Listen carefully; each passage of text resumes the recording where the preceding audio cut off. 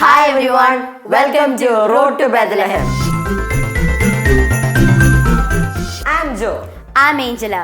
Road to Bethlehem എന്ന ഈ programme December 1 തൊട്ട് ഡിസംബർ 25 വരെയുള്ള ഒരു കണ്ടിന്യൂസ് പ്രോഗ്രാമാണ്.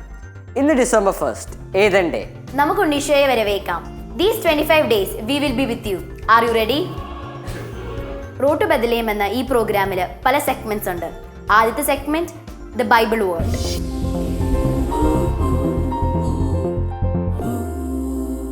നമ്മൾ ഓരോ ദിവസവും ഓരോ ബൈബിൾ പാസേജ് റിഫ്ലക്ട് ചെയ്യുന്നതായിരിക്കും, ഒറ്റയ്ക്കല്ല, ഫാമിലി ആയിട്ട്. ഇന്ന് നമ്മൾ ഫാമിലി ആയിട്ട് റിഫ്ലക്ട് ചെയ്യാൻ പോകുന്ന ബൈബിൾ വാക്യം ഉൽപ്പത്തി 3-ാം 14 മുതൽ 19 വരെ. നമുക്ക് ബൈബിൾ വേർഡ് എന്ന സെഗ്മെന്റിലേക്ക് പോയാലോ? യെസ്.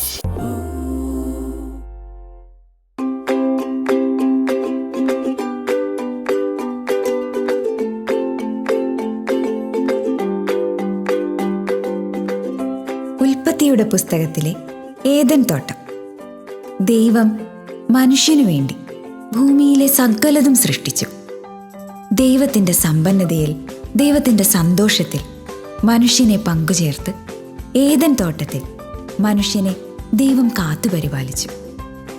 അനുസരണക്കേട് മൂലം അകന്നുപോയെങ്കിലും ദൈവത്തിന് മനുഷ്യനെ ഉപേക്ഷിക്കാനാവില്ലല്ലോ. മനുഷ്യനെ കീഴ്പ്പെടുത്തുന്ന തിന്മയെ പരാജയപ്പെടുത്താനായി ക്രിസ്തു എന്ന രക്ഷകനെ വാഗ്ദാനം ചെയ്യുന്ന ആദ്യ ഭാഗമാണ് ഈ 1-ാം ദിവസം നമ്മൾ റിഫ്ലക്റ്റ് ചെയ്യുന്ന ഉൽപ്പത്തിയുടെ പുസ്തകം 3-ാം അധ്യായം 14 മുതൽ 19 വരെയുള്ള വാക്യങ്ങളിൽ നാം കാണുന്നത്. നിങ്ങളെല്ലാവരും വായിക്കില്ലേ?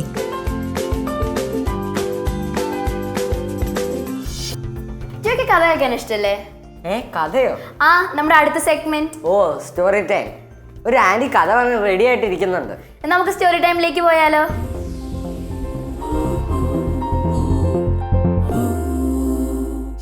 സ്റ്റോറി ടൈമിലേക്ക് എൻ്റെ എല്ലാ കുഞ്ഞു കൂട്ടുകാർക്കും സ്വാഗതം. കഥ ഇഷ്ടമില്ലാത്ത ആരുമില്ല അല്ലേ? കഥ പറയാൻ അലിസാൻഡ് റെഡിയാണ്. കേൾക്കാൻ നിങ്ങൾ റെഡിയല്ലേ? നമ്മൾ ക്രിസ്മസ് സീസണിലാണ്. ഇപ്പോൾ കൊറോണ കാലമാണ്. നമ്മൾ ഫ്രണ്ട്സ് ഇല്ല, സ്കൂളിൽ പോകാൻ പറ്റുന്നില്ല, പുറത്തു പോയി കളിക്കാൻ പറ്റുന്നില്ല. കുറേ സങ്കടങ്ങളുടെ നടുവിലല്ലേ? അങ്ങനെ കുറേ സങ്കടങ്ങളുടെ നടുവിലേക്കാണ് ഈശോ വലിയ പ്രത്യാശയായിട്ട് ഈ ലോകത്തിലേക്ക് വന്നത്. അപ്പോൾ നമ്മൾ ഈശോയെ വരവേൽക്കാൻ ഒരുങ്ങുന്നൊരു സീസണിലാണ്. നമുക്ക് കഥയിലേക്ക് കടക്കാം. മദർ തെരേസയെ നിങ്ങൾക്കെല്ലാം ഇഷ്ടമല്ലേ? മദർ തെരേസയെ ഇഷ്ടമില്ലാത്ത ആരുമില്ല. മദർ തെരേസയുടെ സിസ്റ്റേഴ്സിൻ്റെ കോൺഗ്രിഗേഷൻ്റെ പേര് മിഷണറീസ് ഓഫ് ചാരിറ്റി. ഈ മിഷണറീസ് ഓഫ് ചാരിറ്റിയുടെ ഹൗസസ് ലോകത്തിലെ എല്ലാ രാജ്യങ്ങളിലും ഉണ്ട്. എല്ലാ രാജ്യങ്ങളിലും ഉണ്ടെന്ന് പറഞ്ഞാൽ സിസ്റ്റേഴ്സ് കൂടുതലായിട്ടും ശ്രദ്ധിക്കുന്നത് ഒത്തിരി പാവപ്പെട്ട ആൾക്കാരുടെ ഇടയിൽ, മറ്റാരും ശ്രദ്ധിക്കാനില്ലാത്തവരുടെ ഇടയിൽ, രോഗികളായവർ, അനാഥർ, അങ്ങനെയുള്ള ആളുകളെയൊക്കെ അവർ ടേക്ക് കെയർ ചെയ്യുന്നു. ഇപ്പോൾ ഓസ്ട്രേലിയയിൽ വളരെ റിമോട്ടായിട്ടുള്ളൊരു സ്ഥലത്ത് ആദിവാസികളുടെ ഒരു കോളനിയിൽ അവിടെ സിസ്റ്റേഴ്സ് പ്രവർത്തിക്കാനായിട്ട് ചെന്നു. അപ്പോൾ അവർ ഓരോ വീടുകളിൽ ചെന്നു അവരുടെ വിശേഷങ്ങളൊക്കെ ചോദിച്ചു. അങ്ങനെ നിൽക്കുമ്പോൾ ഒരു വീട്ടിലെ കഥ കടഞ്ഞു കിടക്കുന്നു. അപ്പോൾ സിസ്റ്റേഴ്സ് ആദ്യം വിചാരിച്ചു അവിടെ ആരുമില്ല. അപ്പോൾ ബാക്കിയുള്ളവരോട് ചോദിച്ചപ്പോൾ മനസ്സിലായി ആ വീട്ടിലൊരു ചേട്ടനുണ്ട്. പക്ഷേ അദ്ദേഹം ആരുമായിട്ട് സംസാരിക്കത്തില്ല, പുറത്തിറങ്ങത്തില്ല, ആ വീടിനുള്ളിൽ തന്നെയാണ്. വേറൊരു പ്രത്യേകത, ഇദ്ദേഹം ഒരിക്കലും വിളക്ക് തെളിക്കാറില്ല വീട്ടിൽ. ആ വീട്ടിലുള്ള അഴുക്കും വേസ്റ്റും എല്ലാം ഈ ചപ്പുകൂനയുടെ നടുവിലാണ് അദ്ദേഹത്തിൻ്റെ വാസം. അപ്പോൾ ബാക്കിയുള്ളവർ പറഞ്ഞു, സിസ്റ്ററെ മിണ്ടാൻ സാധ്യതയില്ല. അപ്പോൾ സിസ്റ്റർ പറഞ്ഞില്ല, നമുക്ക് അദ്ദേഹത്തെ ഉപേക്ഷിക്കാൻ പറ്റില്ല. അങ്ങനെ സിസ്റ്റേഴ്സ് ചെന്നു, കഥയ്ക്ക് മുട്ടി വിളിച്ചു. ഇയാൾ വളരെ അത്ഭുതത്തോടെയാണ് സിസ്റ്റേഴ്സിനെ നോക്കുന്നത്. കാരണം ആദ്യമായിട്ടാണ് ആ വീട്ടിലേക്ക് ആളുകൾ ചെല്ലുന്നത്. അപ്പം സിസ്റ്റേഴ്സ് അകത്ത് ചെന്നു. അപ്പോൾ ചെന്ന് ചോദിച്ചു, വർത്തമാനമൊക്കെ പറഞ്ഞപ്പോൾ ചോദിച്ചു, ചേട്ടൻ വിളക്കൊന്നും തെളിക്കാറില്ലേ എന്ന് ചോദിച്ചു.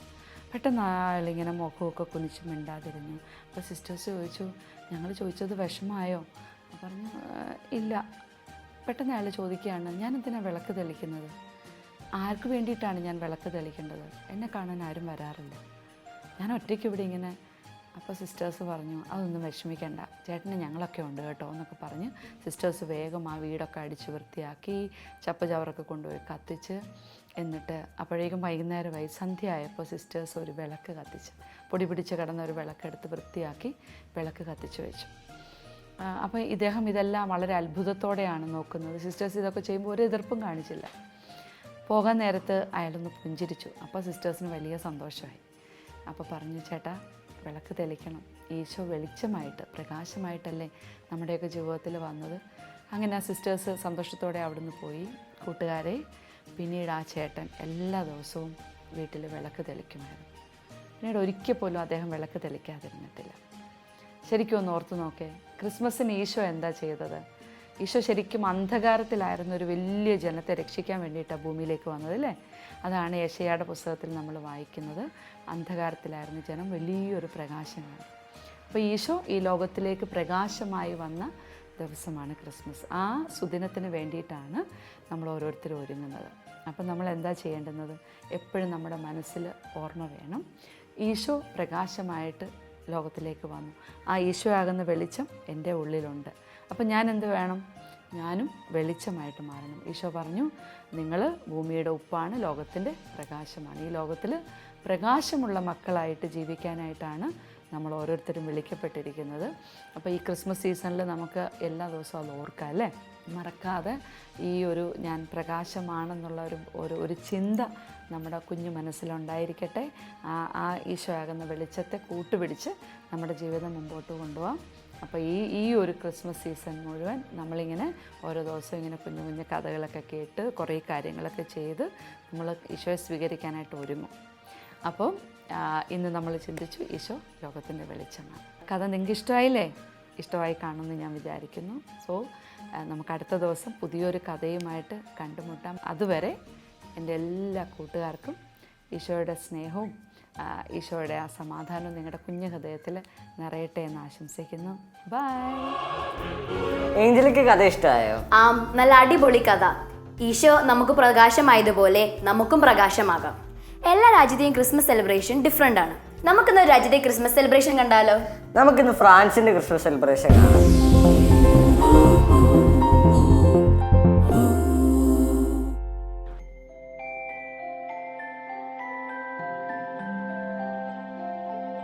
ലോകത്തിലെ ഏറ്റവും വലിയ കത്തോലിക്ക രാജ്യങ്ങളിൽ 6ാമത്തെ രാജ്യമാണ് ഫ്രാൻസ്. ക്രിസ്തുമസ് അവിടുത്തെ ആനുവൽ ഹോളിഡേ ആണ്. ഫ്രാൻസിലെ ക്രിസ്മസ് ഒരുക്കങ്ങൾ ആരംഭിക്കുന്നത് ഡിസംബർ 6-നാണ്. ഡിസംബർ 6-ന് ഒരു പ്രത്യേകതയുണ്ട്. സെയിൻറ്റ് നിക്കോളാസിന്റെ ഫീസ്റ്റ് ഡേ ആണെന്ന്. സെയിൻറ്റ് നിക്കോളാസ് ആരാണെന്നറിയില്ലേ? നമ്മുടെ സാന്താക്ലോസ്.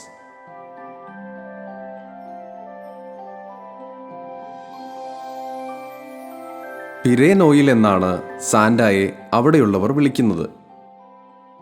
അതിൻ്റെ അർത്ഥം ഫാദർ ക്രിസ്മസ്, ഡാഡി ക്രിസ്മസ് എന്നൊക്കെയാണ്. ഈ വിളിയിൽ നിന്നാണ് ക്രിസ്മസ് പപ്പ എന്ന് നമ്മൾ വിളിക്കാൻ തുടങ്ങിയത്. ക്രിസ്മസിന്റെ തലേദിവസം ഫ്രാൻസിലെ കുട്ടികൾ ചെയ്യുന്നൊരു കാര്യമുണ്ട്. അവരുടെ ഷൂസൊക്കെ പോളിഷ് ചെയ്ത് ചിമ്മിനി വിളക്കിന്റെ അടുത്തുകൊണ്ട് ചെന്ന് വയ്ക്കും. അവരുടെ വിശ്വാസമനുസരിച്ച് ആ രാത്രിയിൽ സാന്താക്ലോസ് വന്ന് ആ ഷൂസിൽ സമ്മാനങ്ങൾ നിറയ്ക്കും. കുഞ്ഞു കുഞ്ഞു സമ്മാനങ്ങളാണ് ഉണ്ടാവുക. ചോക്ലേറ്റ്സ്, ടോയ്സ്, അങ്ങനെയൊക്കെ. ഈ സമ്മാനങ്ങൾ നിറയ്ക്കുന്നതിന് ഒരു പ്രത്യേകതയുണ്ട്. ക്രിസ്മസ് സീസണിൽ ഈ കുട്ടികൾ എങ്ങനെയായിരുന്നോ അതിനനുസരിച്ചായിരിക്കും അവർക്ക് കിട്ടുന്ന സമ്മാനങ്ങളും. അതുകൊണ്ട് തന്നെ ഫ്രാൻസിലെ കുട്ടികൾ ക്രിസ്മസ് സീസണിൽ അവരുടെ സ്വഭാവം നന്നാക്കാനായിട്ട് ശ്രദ്ധിക്കും.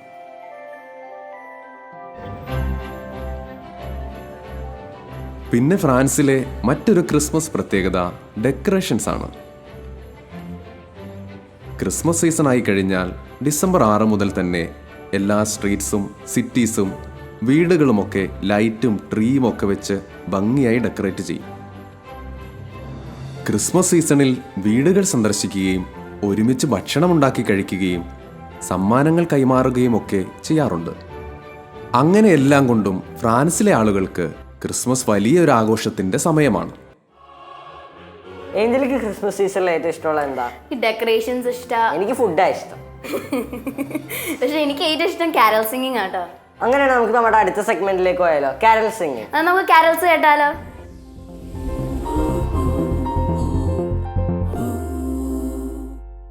Hello everyone, I'm Joanne. Like all of you, I'm also excited about this wonderful season, the season of Advent, a special time where we reflect the joy and peace of Christ. Today, on this road to Bethlehem, joining me is my siblings and my cousins for this beautiful carol, A Ray of Hope. Lord God, may your blessings come down upon us as we light the candles of this wreath. May the wreath and its light be a sign of Christ's promise to bring us salvation. We make this prayer to Christ our Lord. Amen.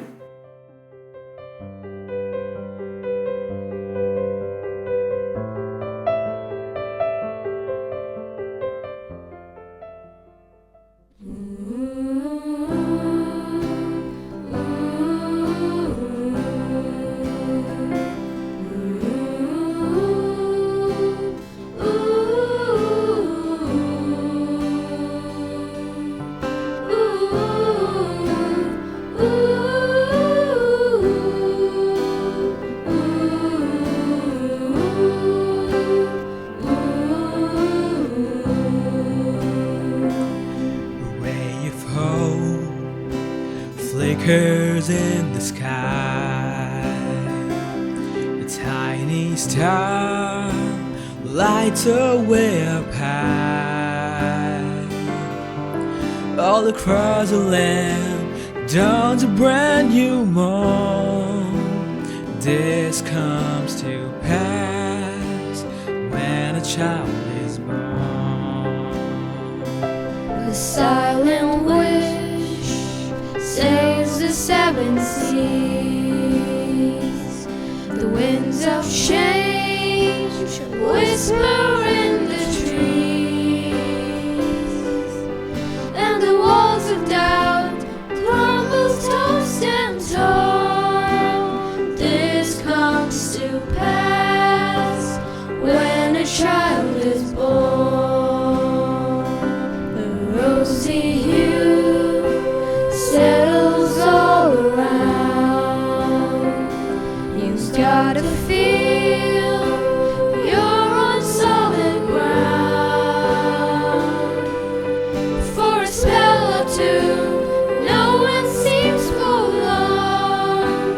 This comes to pass when a child is born.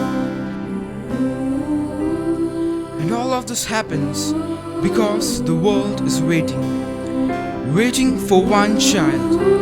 Black, white, yellow, no one knows.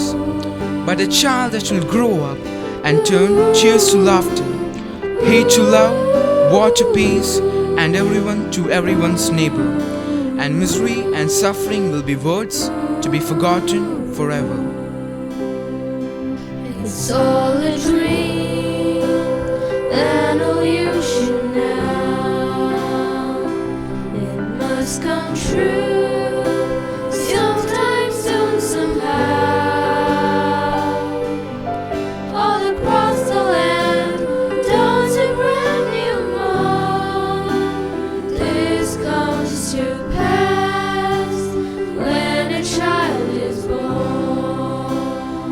This comes to pass when a child is born. ഇനി നമ്മൾ ഈ പ്രോഗ്രാമിന്റെ activity ടൈമിലേക്ക് പോവുകയാണ്. എൻ്റെ പുറകിൽ ഈ board കണ്ടില്ലേ? നമ്മുടെ പ്രോഗ്രാമിൻ്റെ പേര് റോട്ട് ബെത്ലഹേം എന്നാണ്. നമ്മൾ ബൈബിളിലൂടെ 25 സ്ഥലം ഈ ബോർഡ് മാർക്ക് ചെയ്യുന്നതായിരിക്കും. അങ്ങനെ നമ്മൾ ബെത്ലഹേമിലെത്തും. ഇനി നിങ്ങൾ ചെയ്യേണ്ടത് ഇതുപോലത്തെ ഒരു ബോർഡിലോ ചാർട്ട് പേപ്പറിലോ ഒരു റോഡ് വരച്ചിട്ട് സ്ഥലങ്ങൾ മാർക്ക് ചെയ്യണം. എന്നാ നമുക്ക് നമ്മുടെ സ്ഥലം മാർക്ക് ചെയ്താലോ? യെസ്.